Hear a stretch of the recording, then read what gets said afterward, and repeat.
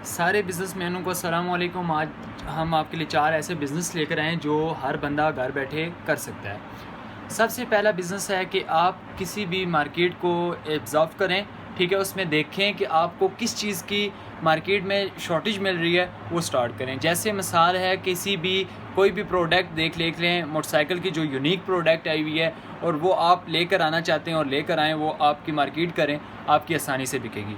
दूसरी चीज़ है mango pouch juice का जो मैंगो है ना, आपने देखा होगा मैंगो की शेप में होता है, हमने बचपन में भी ख़ास तौर पे पिया हुआ है, ठीक है? आप उसका काम शुरू कर सकते हैं। टोटल वो भी आपको रॉ मटेरियल आराम से मिल जाएगा, 11,700 रुपये का पैकेज लगाया हुआ है, ओवरऑल मटेरियल आपको मिल जाएगा। तीसरा आपको हम देने जा रहे हैं कि आप काम कर सकते हैं एक चॉकलेट का। बच्चे की प्रोडक्ट है, ठीक है? बच्चा देखता है 10 रुपये की चीज़ है, उसने 10 रुपये की लेनी है और वो इजीली ले लेगा। मार्केट में आप जाएंगे, इजीली बिकने भी स्टार्ट हो जाएंगी। चौथे नंबर और लास्ट के नंबर पर आता है कि आपका दिमाग।